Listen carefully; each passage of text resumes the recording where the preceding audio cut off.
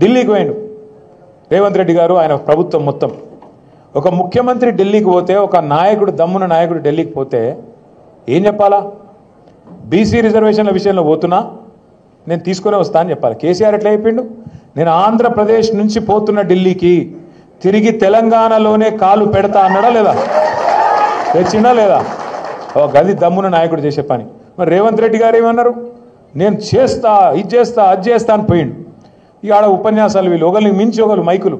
ఒక ఆయన ఎమ్మెల్యే సాబ్ మాట్లాడుతూ నేను చూస్తూ ఉన్నా, మోడీ గారిని వంగబెట్టి గుద్దుతూనే వస్తాయి రిజర్వేషన్ అని కూడా అంటాడు. ఈ గుద్దుడేంది, తన్నుడేంది, గీ పని గాడబోతారు ఎవడన్నా పోయి. ఇవాళ ఏం సాధించారు మరి?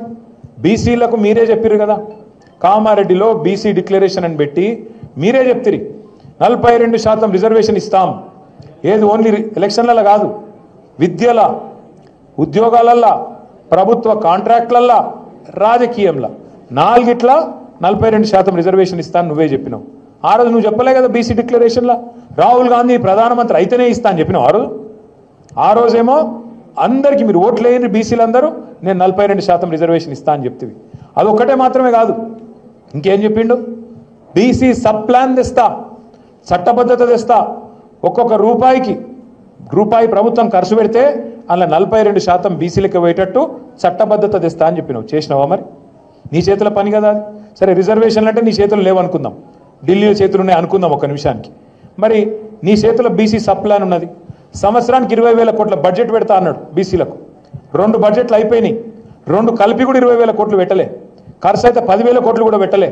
మరి ఏమైనా 1,00,000 కోట్ల బడ్జెట్, 5 ఏళ్లలో 1,00,000 కోట్లు బీసీలకు పెడతానన్న బడ్జెట్ ఏడవైంది? అది నీ చేతుల్లోనే ఉంది కదా, అది పెట్టాడు. 42% కాంట్రాక్టు, 42% కాంట్రాక్టు ఎవరకు? బీసీలకు ఇస్తా అన్నాడు. మరి మీ పరిగిలో కాంట్రాక్ట్లు అవుతున్నాయి, రోడ్ వర్క్లు అదో ఇది అవుతాయి కదా. 42% వచ్చినాయా బీసీలకు? రాష్ట్రంలో ఎక్కడైనా వచ్చినాయా? మరి ఇవన్నీ అయితే నీ చేతిలో ఉన్నాయి కదా. ఒక జీవో ఇస్తే అయిపోతుంది కదా, అసెంబ్లీ పెట్టి బీసీ సబ్ ప్లాన్ పాస్ చేయొచ్చు కదా, బడ్జెట్లకి 20,000 కోట్లు ఇవ్వచ్చు కదా. ఇవేవి ఇయ్యడంట, ఇక్కడ ఆయన చేతులున్నాయేమో ఇయ్యడంట. కానీ ఢిల్లీకి పోయి రిజర్వేషన్లు సాధిస్తాను పోయిండు. అంటే కూట్ల రాయిది అనేవాడు ఏట్ల రాయిది ఇస్తాను పోయిండంట. అయితే ఇళ్ళతోని అమ్మకు అన్నం పెట్టినాడు చిన్నమ్మకు బంగారు గాజులు చేస్తారా? అంటే ఇంత విచిత్రమైన మనిషి. ఇంకా గమ్మత్ ఏంటంటే ఆడపోయి మళ్ళీ కేసీఆర్ తిట్టుడు ఢిల్లీకి పోయి. రేవంత్ రెడ్డి గారికి ఒక సమస్య ఏదో ఉన్నది, ఖచ్చితంగా ఉన్నది ఆయనకు. కేసీఆర్ పేరు తీసుకోకుండా ఉపన్యాసం చెప్పాడు ఆయన. మీరు చూడుర్రి, పాపం కేసీఆర్ గారు ఏమన్నాడు? ఆయన 20 నెలలు ఆయన పని ఆయన చేసుకుంటాడు. ఆరోగ్యం మీద కొద్దిగా డీలా పడేది, మంచిగా చేసుకునే ప్రయత్నంలో కేసీఆర్ గారు ఉన్నారు. ఈయన రోజు అది ఎక్కడైనా సరే, ఢిల్లీ అయినా అసెంబ్లీ అయినా ఏడ మాట్లాడినా నిద్రలో కూడా కలవరిస్తున్నా, నా డౌట్. వాళ్ళ భార్యను అడగాల మరి, నిద్రలో కూడా కలవరిస్తున్నా ఏం పేరు? కేసీఆర్ పేరు. అంటే ఎంత ఫోబియా పట్టుకుందంటే, ఎందుకింత భయం నీకు? నువ్వు ముఖ్యమంత్రి కావాలనుకున్నావు, అబద్ధాలు చెప్పినావు, 420 అడ్డమైన హామీలు ఇచ్చినావు, ప్రజలు నమ్మినరు, ఓటేసిర్రు, నీకు అవకాశం ఇచ్చిర్రు, పని చేయి. 6 గ్యారంటీలు అన్నావు, పని చేయి. ఎందుకు ఈ డ్రామాలు? నేను అడుగుతా, బీసీలను మోసం చేస్తున్నావు రేవంత్ రెడ్డి, నువ్వు డ్రామా చేస్తున్నావు అన్నా అంటే నన్ను తిడతాడు నిన్నాడు. నీది డ్రామా, నీ పేరే డ్రామా. ఎవరది డ్రామా? నేను అంటున్నా ఇవాళ రేవంత్ రెడ్డి గారు, రాహుల్ గాంధీతో నీ దోస్తీ ఒక పెద్ద డ్రామా, మోడీ గారితో నీ కుస్తీ ఇంకా పెద్ద డ్రామా, చంద్రబాబుతో నీ దోపిడి, చంద్రబాబు చేస్తున్న జల దోపిడీ విషయంలో నువ్వు ఫైటింగ్ చేస్తున్నట్టు చేసుడు అది పెద్ద డ్రామా, నీ మేనిఫెస్టో ఒక పెద్ద డ్రామా, నీ డిక్లరేషన్ దానికంటే పెద్ద డ్రామా, అన్నిటికీ మించి అసలు నువ్వు కాంగ్రెస్ పార్టీలో ఉంటావని నమ్మించుడే దానికంటే పెద్ద డ్రామా. అరే రే రే రే, ఎట్లా నమ్ముతారో నాకైతే అర్థం కాదు. ఈ మనిషిని తెలిసినాక, ఈ మనిషిని చూసినాక ఎట్లా నమ్ముతారో నాకు అర్థం కాదు. ఎప్పటికప్పుడు మాటలు మారుస్తాడు, కుల్లా చెప్తున్నాడు ఆయన. నేను మోడీ గారు స్కూల్లో చదివినా, చంద్రబాబు కాలేజీకి పోయినా, ఇవాళ రాహుల్ గాంధీ కాడ ఉద్యోగం చేస్తున్నా. అంటే రేపు ఇంకెటన్నా మిగతా అని చెప్తున్నట్టే కదా లెక్క. ఎటు సందు దొరికితే అటు పోతా. ఒక సిద్ధాంతం లేదు, ఒక నిబద్ధత లేదు, ఏది లేదు. అందుకే నేను అనేది, అందరికీ అన్ని విషయాలు అర్థమైనాయి. ఇవాళ రైతులకు అర్థమైనాయి, మహిళలకు అర్థమైనాయి, పిల్లగాళ్ళకు అర్థమైనాయి. 2 లక్షల ఉద్యోగాలు అన్నాడు, వచ్చినాయా 2 లక్షలు? వాళ్ళు కుల్లా తిడుతున్నారు. ఉన్నకాకమన్న జాబ్ క్యాలెండర్కు దినం పెట్టిండ్రు అక్కడ, ఏది చిక్కడపల్లి లైబ్రరీ కాడ. నేను మంచిగా ఫోటో పెట్టి సంవత్సరం అయిపోయిందని చెప్పి ప్రథమ సంవత్సరికం చేసి పారేసారు. దినం కాదు, సంవత్సరికం చేశారు. సారీ, మొత్తం అందరికీ అన్ని విషయాలు అర్థమైనాయి. కొడంగల్లో సొంత నియోజకవర్గంలో విషయం అర్థమైంది కాబట్టే ఇలా కాంగ్రెస్లో ఎవరు ఉండే ప్రయత్నంలో లేరు. నేను మీ అందరినీ కోరేది ఒకటే, ఆయన పిచ్చాయన ఏ మాటలు మాట్లాడుతాడో ఆయనకే తెలియదు. ఇప్పుడు ఢిల్లీకి ఎందుకు వచ్చినాము? మేము పంపించిన బిల్లులను ఆమోదించకుండా గవర్నర్ గారు రాష్ట్రపతి దగ్గరకు పంపించిండు. ఎన్నికల ప్రక్రియ, ప్రభుత్వ పరిపాలన అనేది అవగాహన ఉంటే ఎవరు ఇట్లాంటి పిచ్చి మాటలు మాట్లాడరు.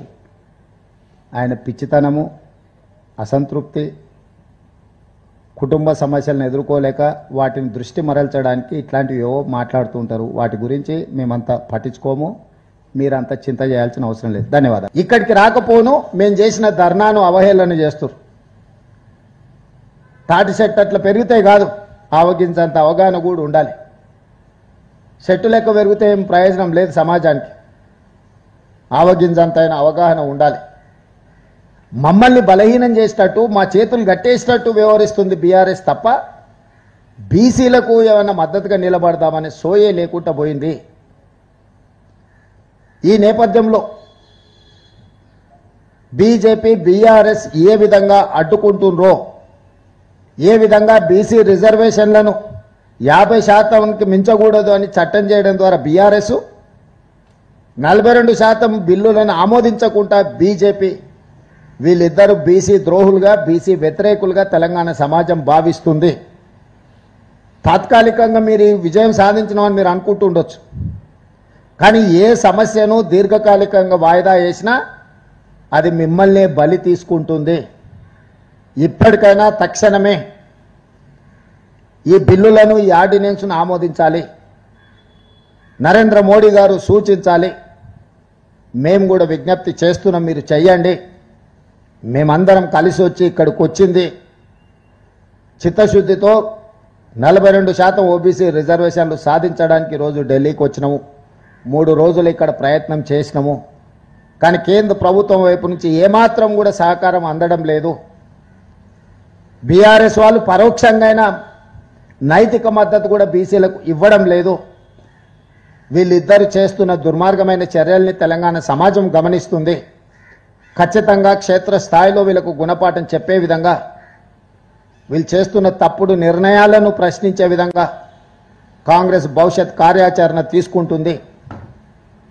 ఈరోజు భవిష్యత్ కార్యాచరణ కూడా వెళ్ళిన తర్వాత పొలిటికల్ అడ్వైజరీ కమిటీ సమావేశాన్ని ఏర్పాటు చేసి ఈనాడు మేము మొదలుపెట్టిన ఓబీసీ రిజర్వేషన్ల పెంపును 42% ఎట్లయినా అడ్డుకోవాలి అని బీసీ ద్రోహులుగా ఉన్న బీజేపీ ఈరోజు ముస్లింలకు స్థానిక సంస్థలలో రిజర్వేషన్లు ఇస్తున్నారని ఒక వితండవాదం చేస్తున్నారు. మేము పంపించిన బిల్లులను మీరు చూడండి, ఎక్కడైనా ఏదైనా మతానికో ఏదైనా కులానికో ప్రత్యేకమైన రిజర్వేషన్ ఉన్నదా? స్థానిక సంస్థల్లో 42% ఎన్ బ్లాక్గా ఎస్సీ రిజర్వేషన్లు కానీ, ఎస్టీ రిజర్వేషన్